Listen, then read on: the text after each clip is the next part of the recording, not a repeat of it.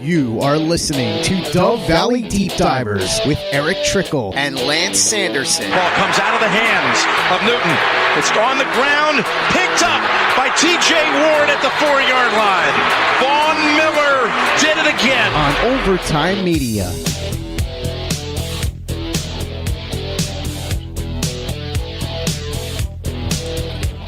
Looks like we're live. Let's give this just a second to kind of stabilize, make sure we got a good connection. Everybody's good to go. And Mile High, hello everybody in Broncos country, and welcome into another episode of the Dove Valley Deep Divers live podcast. My name is Lance Sanderson, and joining me as always is my good friend and colleague. He is your Denver Broncos insider and Mile High Huddle senior NFL draft analyst, Erick Trickel.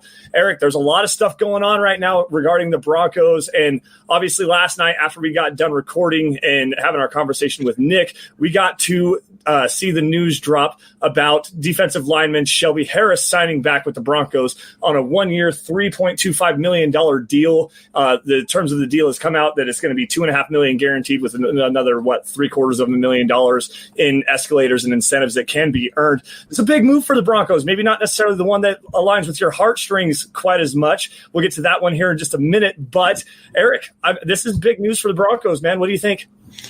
I actually really like it. So a lot of people thought that I hated Shelby Harris for this last season because I always talked about how he wasn't worth the value. And basically what that was is that he was being talked about getting $13-14 million on an average per year basis. There's some word that the Colts were willing to go in that range, and they decided, hey, let's go get DeForest Buckner instead. And so they did that. And basically from there, Harris's market was non-existent. And so with that, with what he signed back for, I'm actually excited for it. I think this is really good value for the Broncos. He definitely played better last year than what this contract suggests. Like, he definitely deserved a lot more. But I like the fact that he was willing to come back, which is what shocks me the most. Yeah, I had a lot of conversations about it that he kind of shut the door on Denver. But glad he's back. I mean, it helps the depth about it, and I like the fact that with Shelby Harris in town, it still doesn't completely take defensive line off an early need. Like, depending on how the board falls, if the 3 receivers are gone, Derek Brown or Javon Kinlaw are there, they should still be considered because Mike Purcell and Shelby Harris are only 1-year deals. Jarrell Casey's 30. So there's still a reason for it. But it's to that point where they don't have to go get a defensive lineman. They can really sit there and let the board fall to them, which is one reason why I really like this contract. Great value. I like Harris. I'm excited to see what he can do. And I think this is a good deal for him in the aspect that after the season, he's able to build upon last year, potentially show more consistency, and then get a chance to go get a bigger contract next year, provided things go back to normal. This is the Overtime Podcast Network. Every night, local police departments across America receive hundreds of calls from burglar alarms. The vast majority of the time, they have no idea whether the alarm is real. Is there really a crime going on or not? All the alarm company can tell them is the motion sensor went off. Simply Safe Home Security, though, is different. If you're like me, and you're one of those guys who's hypersensitive to every single sound and is tired of having to sleep with a knife under your bed, Simply Safe is the solution. If there's a break-in, Simply Safe uses real video evidence to give police an eyewitness account of the crime. That means police dispatch up to 350% faster than for a normal burglar alarm. You get comprehensive protection for your entire home. Outdoor cameras and doorbells alert you to anyone approaching your home. Entry, motion, and glass break sensors guard inside. Plus, Simply Safe protects your home from fires, water damage, and carbon monoxide poisoning. It's 24/7 monitoring by live security professionals.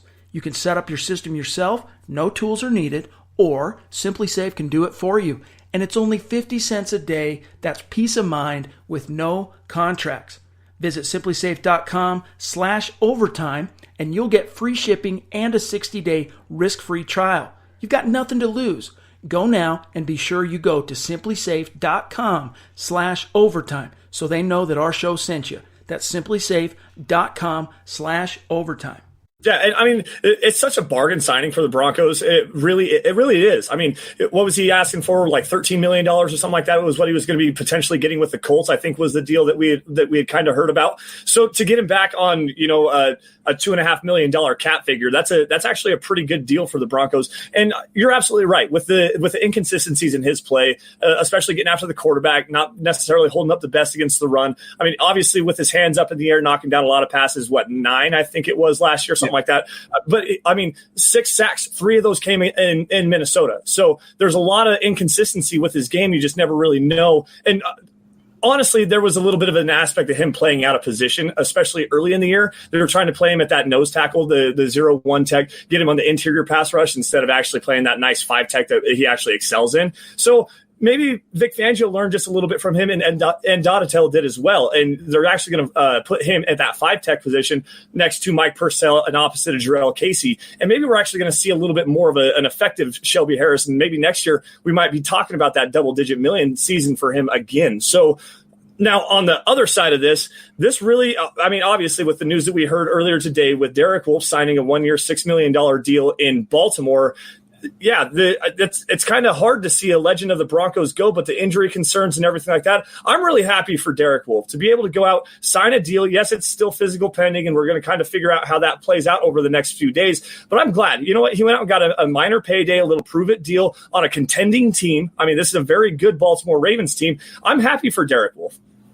I am too, and before I really get into that, I just gotta say the chat's making me laugh with Draft Guru plus Lance. That's making me laugh, you guys. Thanks for that. But yeah, with Derek Wolfe, I'm excited for him. He was my favorite player on the Broncos the last few years. Absolutely loved him. He was actually the only player on the Broncos whose jersey I have that was still on them. I also got Duke Iannachos and Julius Thomas's way back when, and it was all 3 of them. So I'm very excited for him. I'm bummed that he didn't come back to Denver. I think I would have preferred Denver go and offer him like a 1-year, $6 million deal, just a little bit. But I mean, with the value they got for Shelby Harris, I can't blame them for going that way. It's just kind of with Derek Wolfe, it's definitely sentimental there. That reason why I wish that. Glad he went to Baltimore. Glad he got good money, provided he passes the physical and nothing happens there. And I absolutely love the fact that he's going to have a chance to compete for another ring in Baltimore as well on a very stacked defensive line. So really wouldn't be surprised if he has a great year there and then tries to capitalize again next year, much like Shelby Harris. Super excited for him. Glad he did. Wish him nothing but the best. He's one player. I love his story. I loved his everything. I loved him pre-draft. He was a guy that I was talking about as a first-round pick prior to that draft. Absolutely love him. Big fan of his. I mean, I actually have his mini helmet autograph sitting in my office just off to the side of me as well of his. So definitely a big fan of his and very happy for him. It's hard sentimentally, though, to see him go. Well, you have that helmet picture. It didn't actually happen. No, I'm just playing. But I can go grab it. Just right over there. You're good, man. Just the sentimental side of things and seeing a guy like that. And he's very well respected, not only in the locker room and also with the media. I mean, this is a very straightforward, no BS kind of a guy. He's going to tell you how it is. He's going to tell you exactly what he thinks, and he's not going to mince his words when he does so. I mean, sometimes you might get a little bit in trouble with the Broncos PR on how he actually says some things, but that's actually a very candid way of going about business. I mean, we're not getting into the coach speak, the simple cliches and stuff like that. That makes me respect Derek Wolfe a lot more, and I hope he's going to fit in with that Baltimore team very well. Now, guys, we're going to move this conversation forward, get to some of your guys' questions. But first, a couple matters of business here. We do have to remind you all to follow the show at DVDD_pod. It's a good way for you guys to just keep up with what we're doing with the show. Any plans we have, unfortunately, we had wanted to get Coach Luke Polglaze on tonight, but some scheduling issues came up with that. So we're looking forward to that probably next week. But anyways, also make sure you guys are following us. You can follow me at Sanderson MHH, and for Eric at Erick Trickel. Notice the CK in Eric. Also follow at Huddle Up Pod for updates on all of the shows. You can get Building the Broncos, the Huddle Up podcast, all the updates on everything. Make sure you guys are following that so you can get any live updates as well. And also follow at Mile High Huddle so you can get instant updates, breaking news, analysis, great opinion articles, film breakdowns, and stuff like that on your Denver Broncos. Now, to get to some of these comments, and we're going to see some more of these questions rolling in here. Actually, Bawana Beast has a pretty good comment here. It was the Broncos deal falling through that made the Ravens the obvious spot. It was his number one choice outside of Denver. Now, I heard that the Texans had obviously some interest as well, but I saw a very interesting tweet regarding the Michael Brockers deal and what what Derek Wolfe had signed with the Ravens regarding just how it broke down. I mean, the Baltimore got an equal quality of a player, I think, and a better deal. They're saving, $18 million in guarantees. They're not going to have a long-term impact with him as far as going towards the future. So this 1 year, it's actually a really good move for the Ravens as well. It is, and I mean, I'm trying to be not as sentimental about it because, I mean, Derek Wolfe, as I said, was my favorite player. But I do wish that they got Brockers just maybe for Denver to have a chance to keep Wolfe. But it is what it is. And, yeah, definitely not getting Brockers that put them back out there on the market for another defensive lineman, a guy who can play that 5-tech, 3-tech role for them. And that's definitely Derek Wolfe, and he brings plenty of power to do that. And so I definitely love the fact that he's going there. I love what the move for the Ravens. I love the move for everybody that's involved. Like, it's a good, smart move for a team that's looking at contending next year. Yeah. Oh yeah, absolutely. I mean, and like you said earlier, that defensive line is actually absolutely stacked. I mean, they've got some weapons to work with, so it's a great fit, I think. So it's going to be really, really fun to see what happens with that. Now, Miller 707 champ. Let's see here. It just skipped on me, so give me just a second. I'm sorry. Miller 707 champ comes in. He says, with Harris re-signing, does that take Brown or Kinlaw off the table for us? I'm assuming at number 15 or potentially trading up. Eric, go ahead. Before we get to that question, go ahead. So I just want to say, Terry, yeah, I know I'm not wearing a tie. I was actually trying to find my Derek Wolfe jersey to wear it, and I couldn't find it, so I just ended up not having the time. I had to throw on a jacket real quick. Otherwise, we would have missed the podcast. So, yeah, I don't have a tie on it, but my tie's still rock. I can put my tie on, I suppose. Just wear it with the jacket, just leave it nice and guy. This is what makes this. There we go. I got the tie now. But anyways, with Harris re-signing, does that take Brown or Kinlaw off the table for us at 15 or potentially a trade up? Eric, you kind of touched on this just a little bit. Now, I mean, we always say it, and as your draft guys, and obviously Eric is the draft guru plus Lance, according to the chat. But as the draft guys on Mile High Huddle, it really does just kind of depend on how the board falls. Now, if Derek Brown falls to anywhere that the Broncos can go and get him, or potentially falls to number 15, Javon Kinlaw, either one of those guys, it really just kind of aligns with it. Depends on how the board actually falls. The top wide receivers are gone. The offensive linemen are gone. Quarterbacks are gone or available, whatever may have you. It's just, if Javon Kinlaw is the best player available or Derek Brown is the best player available at 15, absolutely. Why would you not bring in another interior pass rusher to pair with Bradley Chubb and Von Miller and also Jerry Atauchu, who signed on a very team-friendly deal earlier this week? Yeah, I mean, in the case of Derek Brown especially, is Denver still a little bit lacking at nose tackle, and that's what Derek Brown's best spot is. So definitely shouldn't take him off the board. I mean, Shelby Harris, we know he can't handle nose tackle. Jarrell Casey, maybe he can, but I'm not betting on that. I'm going to leave him where he's going to be. Draymond Jones, he definitely can't. So it's definitely going to be a thing of, if Derek Brown's there, yeah, they should get him. It shouldn't take him off the board. Javon Kinlaw is a little bit rougher because he is definitely a guy who's that defensive end. Even though some people think that he can play nose tackle, and I think he can depending on the situation, I think that it would just be better to leave him as a 5-tech in the defensive front. So it might make him a little bit rougher of a fit there. But it shouldn't take him either. And it just comes down to the fact, too, that you have Mike Purcell, 1-year deal. You have Shelby Harris, a 1-year deal. There's still questions about the future at the position that you still have to address. Getting a guy at 15, depending on how the board falls, that's what it all comes down to. Depending on how the board falls, it shouldn't take defensive line off the board. This is the Overtime Podcast Network. No, absolutely. And as David Cromwell, a good friend of the show, comes in and says, no, all options need to be on the table for Denver in round 1. Trade up, stay put at 15, take the best player available, trade back. I mean, there's a lot of things, and the Broncos are in a very fluid situation. They're doing a really good job of filling out all of the holes that they had on this roster. And Eric, you kind of said in our group chat with Nick and Carl that the Broncos are doing another really good thing like they always do, and going into the draft without having any major pressing needs. Shelby Harris coming back on this 1-year deal does fill another need, especially with the depth of the interior of the defensive line. So now on the flip side of that coin, there is still a need at the wide receiver position. Is there any other potential targets that the Broncos could look at in free agency to come in and fill the void? I mean, if you're looking at wide receiver for that, then maybe you look at like a Paul Richardson. He has good speed. Injuries are definitely a big concern. A 1-year veteran minimum deal with no guaranteed money just because of the injuries. Maybe that. Maybe you go and get Taylor Gabriel, who there's some experience or some connection there between him and Vic Fangio. Off the top of my head, there's Robinson, I think. Robinson who was with the Chiefs last year. He can come in and provide more depth to the receiver spot. So there's definitely options that they can go out there and look. And in my opinion, if they really want to go in the draft without any major glaring needs, then go get a receiver and go get a cornerback and call it good. I mean, third safety is still not ideal, but Marco can be just fine there. Yeah. So it's still not a glaring need. So that's what it comes down to is you don't want to go into the draft without glaring needs. Yeah, exactly. Robinson resigned with Casey on a 1-year deal. I did not know that. Thank you.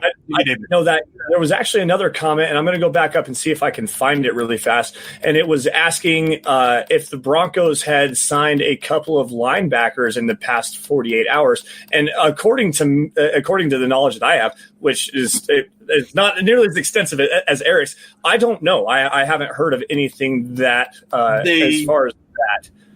Joe Jones was definitely brought back. That was official. Okay. Joel Heath was just a defensive end in the Broncos scheme. He's a 5-tech. He's the guy that the Broncos claimed just before the end of the season, and they didn't tender him and everything like that. He's a restricted free agent, but they brought him back, and I don't know if there was another linebacker or not. Yeah, I'm not sure. You guys I know. Yeah, I missed the Joe Jones signing completely, so I apologize for that. Now, getting back to the chat here, Cody Chepa on YouTube comes in and says, should we get a top center in round 2? Not sure how strong they are on Pat Morris. Now, according to what Erick has heard coming out of Dove Valley, Mike Munchak is very, very high on Pat Morris as a pet project of his, I believe, coming back from Pittsburgh, if I do remember correctly. So we might see something like that happen. But with Patrick Morris coming in and potentially filling that starting center role, it really kind of depends on what the Broncos want to do with Graham Glasgow, who they just brought in on a 4-year, $40 million, something like that. So it depends. Is Glasgow going to play center or is he going to play right guard? And we all know that the Broncos are very high on Elijah Wilkinson at right guard as well. Now, speaking specifically to the top centers, I'm assuming you guys are talking about Cesar Ruiz out of Michigan and Lloyd Cushenberry III. Outside of that, I know Erick is very high on a guy out of Washington in Nick Harris. So that might not be necessarily at the second round, maybe third round value. Erick, what do you think? Well, there's a couple of things I want to address too after this, but with center is Denver is definitely very high on Patrick Morris too, where it's not an obvious need. Graham Glasgow, he is going to be filling in that right guard spot, depending on how else falls. Maybe they miss out on a guy like Cesar Ruiz, which word going around is that they do like him in that second round. Maybe they miss out on Matt Hennessy, who's another name to really watch for with the Broncos. I don't think Nick Harris, as much as I like him, he's very scheme specific, and he doesn't fit with what the Broncos want to do up front. So if they miss out on a couple of these guys, I can see them going and looking after a guard later on and moving Glasgow inside. But I think right now the plan is to have him at right guard and going and getting a center later. Definitely some good options in the draft still. And just real quick, there's a couple of things. Jody Moncrief, you come in and say Joel Heath can play nose. Joel Heath plays about 290 pounds. That's not good enough for the nose tackle spot. It's definitely a sub package situation, which is what the Broncos do with Draymond Jones right now a little bit, or last year anyways. And just depending on like a third and long situation, they kind of have him there. But I don't see him being a option there full time. Somebody asked if it's starting to get dark full-time here in Alaska. The answer is no. It's actually starting to become light full-time. The winter months is typically when it's darker.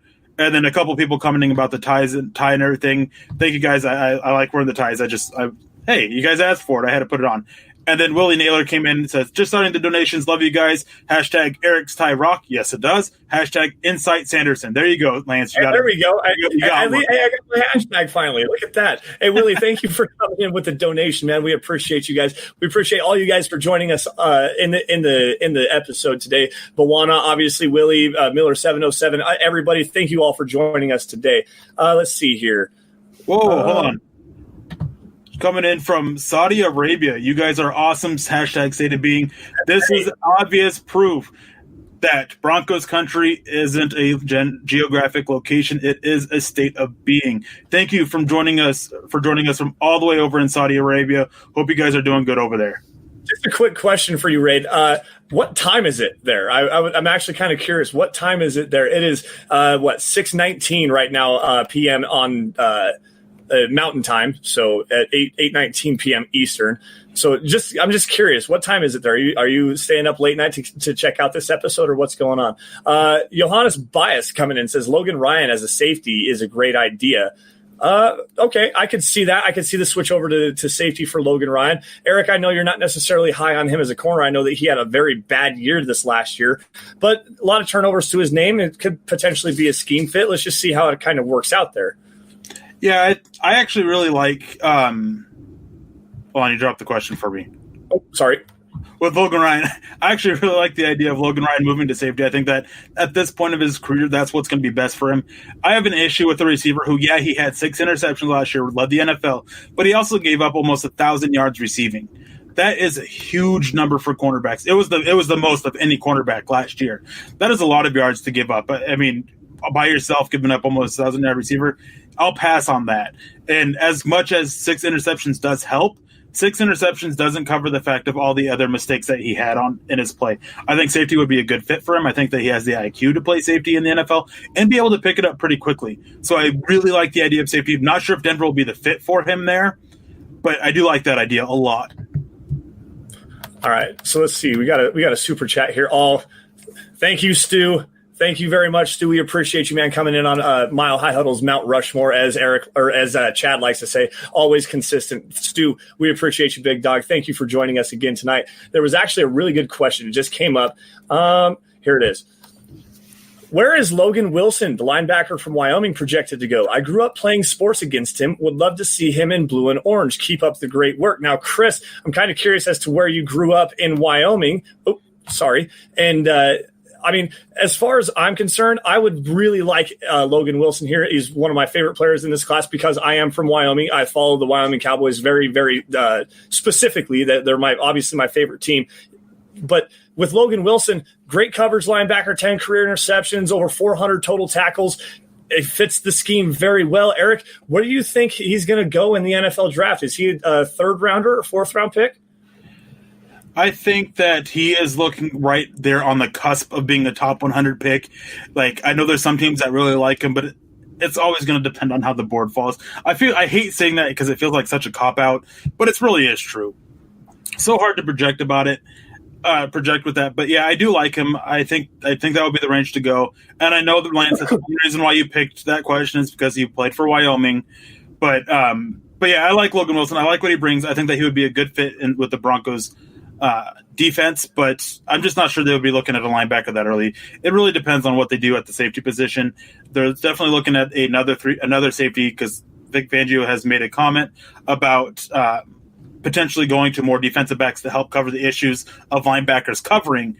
And I know that Will Parks signed for cheap, and there's a couple of comments about this. I just want to address this real quick as well. As Will Parks did sign for a very cheap deal to return back to Philadelphia, his home area, for a chance to start. There were teams that were offering him more money for a chance to compete for a number 3 spot, but he wanted that chance to start. 1-year deal. He's going to be able to try and capitalize off that and go into the free agency next year and try to get that big contract he thought he might get this year. But I think that the odds of him returning to Denver were very low. This is the Overtime Podcast Network. Yeah, I mean, just for the opportunity for him to start in Philadelphia. And not only that, the guy is a philanthropist off the field. Excuse me for that. I mean, he does a lot of community work, and he really loves the city of Philadelphia. It's where he's from. He's born and raised there. And to go back home and to be able to provide that off-the-field impact, and I mean, sure, he didn't take the greatest amount of money, but he's still going to be able to go back and impact the area where he grew up. Like, that's a big piece of this, a big piece of the puzzle there.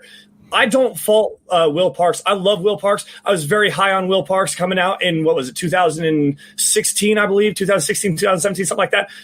I mean, Pro Football Focus called him it was like his sophomore year, called him the number 1 rated slot coverage cornerback in all of college football. I mean, the guy could play. And he had lapses in coverage. I think they kind of used him in too many different ways. a lot of like what happened with, and I'm not going to compare the players, but just the situations here with Minkah Fitzpatrick down in Miami. They just use him in so many different roles and so many different areas that you can never actually find your one true niche. And with Will Parks, I think that he was a better niche as that box safety, and rather than playing all over the formation. And look at what Minkah Fitzpatrick has done in Pittsburgh after they traded him up there. He's became one of the top safeties in the NFL. Not saying that Will Parks is that kind of a player. Minkah Fitzpatrick is obviously extremely special. But at the same time, Will Parks was kind of miscast, and now he has an opportunity to go home, get an opportunity to start, and play in a role that actually suits his skill set, and also be a philanthropist off the field and do what he does best. Now, Terry Randall coming in with a $5 donation. Thank you, Terry. Again, coming from Canada, showing that Broncos country is not a geographic location. It is the hashtag state of being. Great show as always. If we stay at 15, get a wide receiver, do we trade back into the second and double up on a wide receiver? This is actually kind of an interesting question. I'm not sure. Are you saying do they trade up from 46 or do they trade back into the second round? So saying like, let's go get a wide receiver at 15, like a Justin Madubuike kind of a guy at 46, then trade back up to go get another wide receiver that might be falling? Or are you saying just double down on wide receiver, period? Eric, what do you think?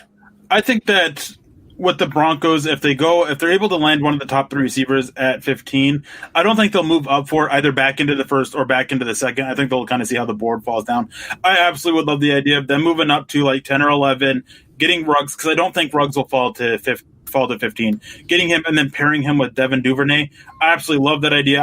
A lot of my mocks are playing with that around that. I'm actually working on my latest mock, which taking free agency into consideration.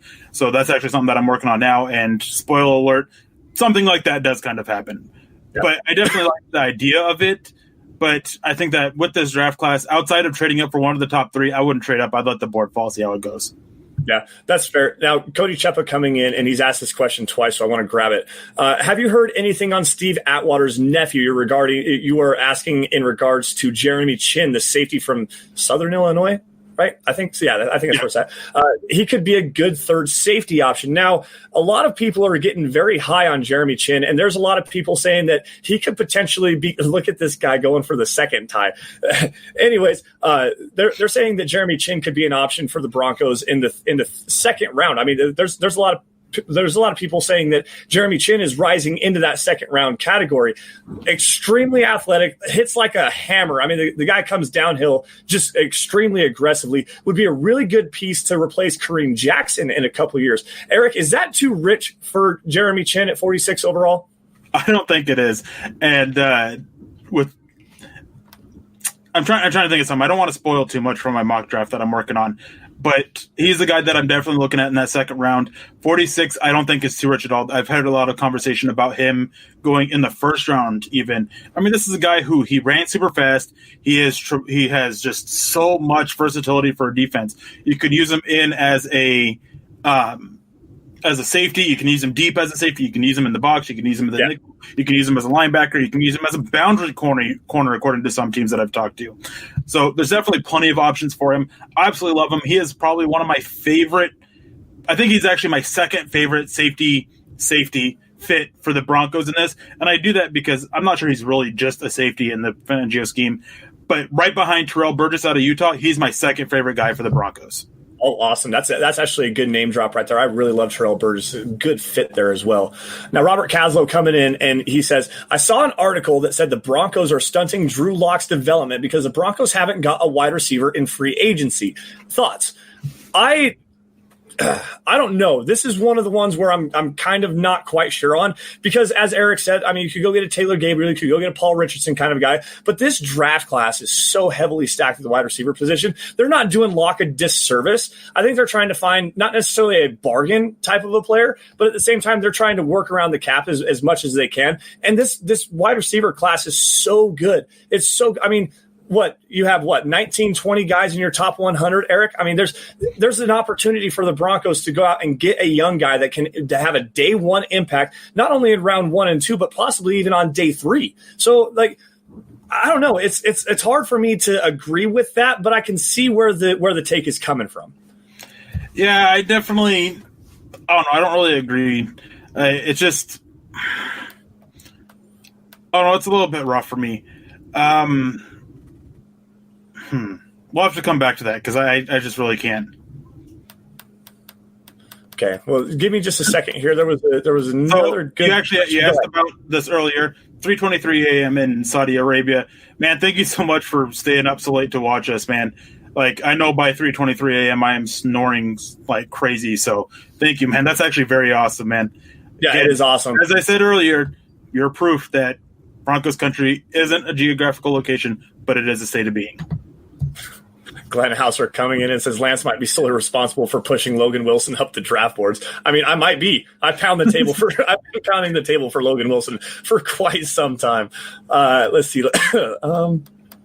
There was a good one here regarding the cornerbacks, and specific here it is from Miller 707 Champ. I'm still curious why Denver hasn't picked up Amukamara yet. I'm starting to think that they aren't interested, unless he signed somewhere and I missed it. As last that I've known, Prince Amukamara is still on the market. The Broncos are definitely interested.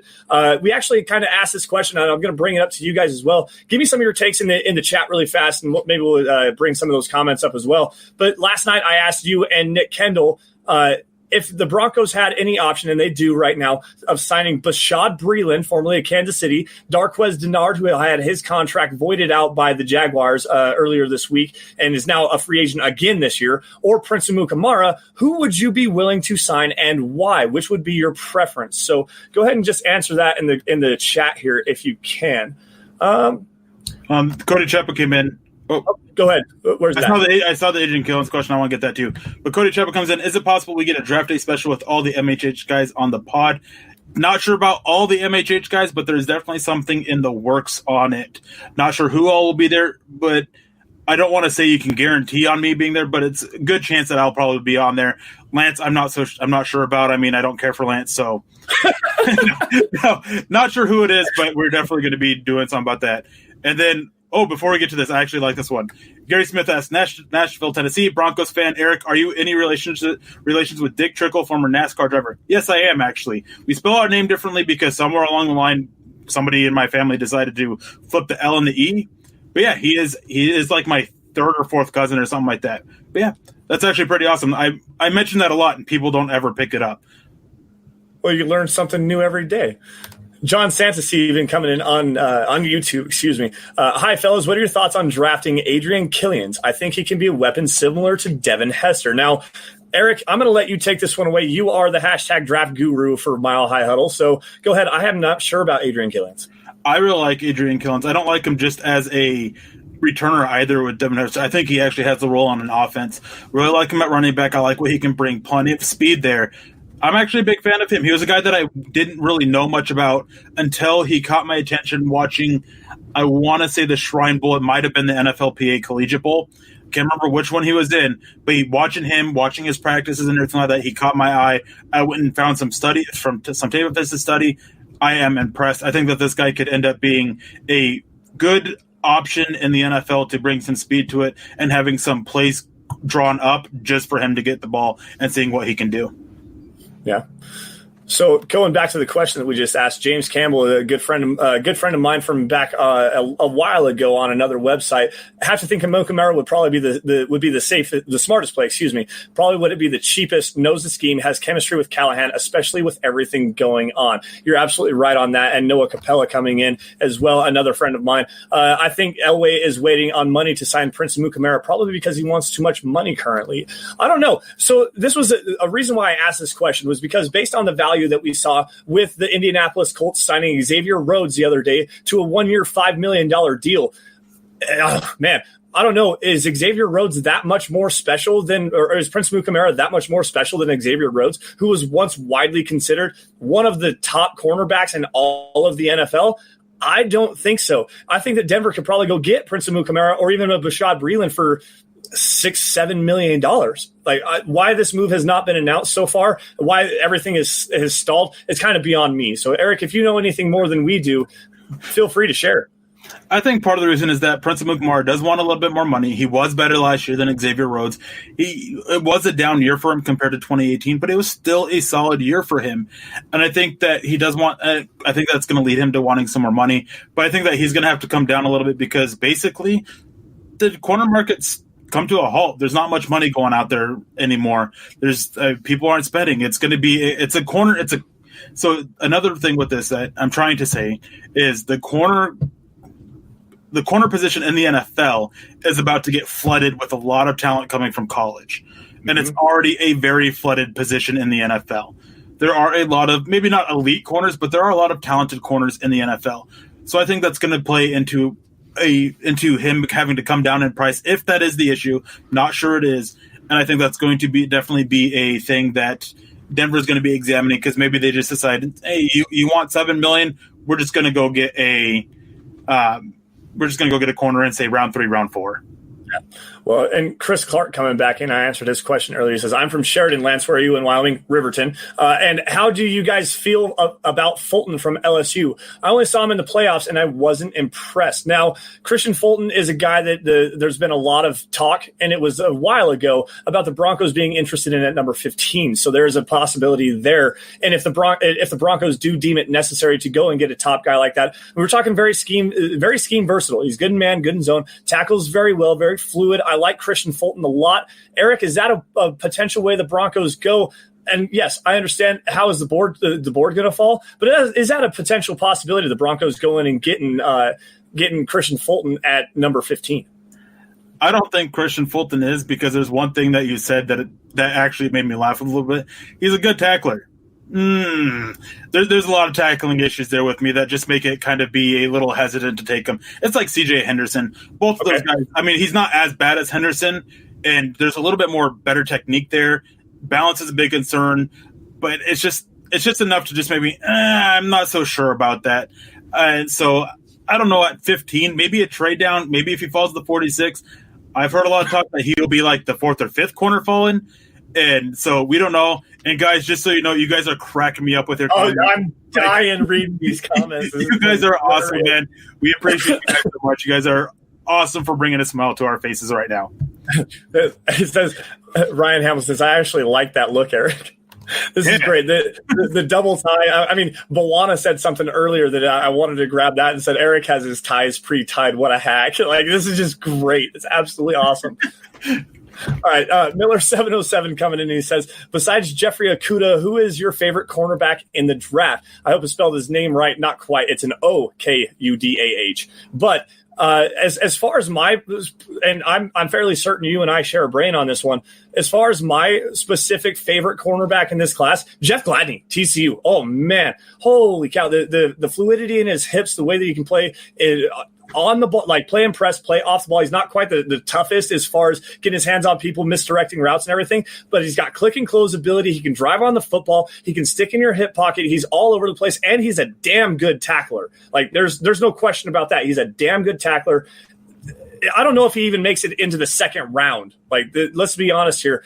There's teams that are going to fall in love with him, and he's probably going to be a first-round pick. Unfortunately, I don't see that the Broncos are going to be able to get him. They'll probably have to trade back down. Put another hat on, Lance, he says.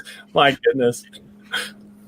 But, yeah, I definitely agree. I really love Jeff Gladney. I think that he's going to be tremendous. He is my number 2 cornerback on the board. I love everything he brings to the table. I think he could absolutely kill it and be exceptional in Vic Fangio's defensive scheme. He has all those traits that you want in a defense in that cornerback in the scheme. So I absolutely love him. I don't think he'll fall there. I think that teams are going to start coming around, seeing his length, his athleticism, his physicality. Even though he's a little bit on the smaller side, he's very physical. Just wanting to be a physical tackler, like always willing to challenge. All that stuff. Those are all traits that are going to be stand out to NFL teams and likely get him drafted a little bit higher. James Campbell says pre-tying a tie makes sense. Yes, it does. I also struggle with tying ties. So once it's tied, it stays tied. One of these ties has been tied since I graduated 10 years ago. That's me. I pre-tie all my ties too. They're all hanging up over on the other side.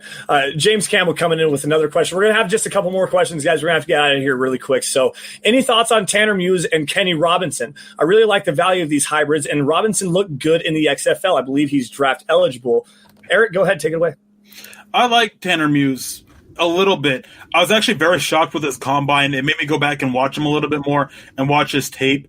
So it's first watch, I wasn't super impressed. Second watch, I wasn't all that much more impressed, but there's definitely something there that I'm probably missing with him, because that kind of athleticism should show up on tape a lot more. Maybe it's just a freak thing. I mean, we do see that happen every now and then. So I'd be a little bit cautious. I do like him, so it's going to be interesting. So I'm curious to see what his role is in the NFL because of the athleticism. Jaden Torres coming in on YouTube. He says, do you trade up in the second to get Rugies or Cushenberry? I don't think so. I don't know. I don't think so. I don't like trading up. I don't like trading up. We've seen Elway trade up a couple times. I don't like trading up. It's just my personal thing. I'm with you. If you're going to do any trading in a draft, trade down, get some more value, add some more picks and stuff like that. I don't know, Eric. What do you think? So I'm actually with you. I'm not all for trading up, but if I was trading up for a center, it'd definitely be Ruiz. I wouldn't trade up for Cushenberry, but it still comes down to I'm not trading up for a center. Like it's not that valuable of a position, and this year is actually pretty loaded at center, so just not that. Let's see here. Everyone's just this is great. The guys are dominating the conversation. Whoa. Okay. We're going to have to cut this short. I got a problem going on here. All right. Real quick, I do want to say that we do have to get out of here. Lance is having some mice issues. But I got a dog right now. He's all over the place. So somebody asked them if I would wear a horse head. If I had one, I would. I would wear a horse head on this podcast. Like, oh, yeah. But give the people what they want. All right, guys. This is going to have to wrap it up for us. We got to get out of here. We're laughing too hard. The conversation got a little bit too much fun. Guys, thank you all once again for joining us on the Dove Valley Deep Divers podcast. You can follow us both on Sanderson, on Twitter at Sanderson MHH for Eric, at Erick's Trickel. Notice the CK in Eric. Also, make sure you guys are following the show at DVDD_pod. Get your finger on what we've got going on. Next week, we are going to have Luke Polglaze join us once again, and then do another draft episode as well. And also, stay tuned, guys. As Eric said earlier, we are trying to work on something to get us into doing a live show for the draft. So we're not quite sure. We still got some semantics and some logistics to work out and stuff like that. We are going to do that as well. Also, we've got I've got a mock draft coming up as well. Big full first round fan driven mock draft. It's something I've been working on for the last few years. A really fun project. We're going to break that down as well, and also do another post free agency NFL mock draft using the Draft Network's mock draft machine. So stay tuned to that as well. Also, guys, before we get out of here, make sure you guys are following at Mile High Huddle for instant updates on your Denver Broncos. Get instant breaking news, analysis, film pieces, opinion articles, stuff like that. Any breaking news for the Broncos is going to show up at milehighhuddle.com. Go out and check out the website as well. Also, make sure to go on to huddleuppod.com and get your swag on, or at least that's how Chad would say it. Sounds like we're going to get some DVDD merch coming in here soon as well. So, Eric, any last words before we get out of here? Yeah, I want to say thank you guys so much for joining us as always, man. So much fun, especially tonight. Like this podcast was so much fun, and it's all because of you guys. So we appreciate that. And there was one other comment. I mean, you already covered about Lance or Luke coming on next week. That's going to be a lot of fun. We're going to be talking about running backs, later round options for that. And then hashtag shenanigans. I saw that in the chat. Yeah, that's definitely one for both of us. We're definitely like that. Hashtag draft guru and hashtag insight Lance and and Bonnabeast. Eric's face is doing job of for sure. Oh my goodness. Oh yeah, I'd be down for that. So, all right, guys. Thank you guys. All right, guys. We will see you guys next Friday, 6 p.m. Mountain Time. Thank you guys for coming, and have a wonderful night, and stay safe out there. You've been listening to the Huddle Up Podcast. Join Broncos Country's deep divers at milehighhuddle.com to keep the conversation going.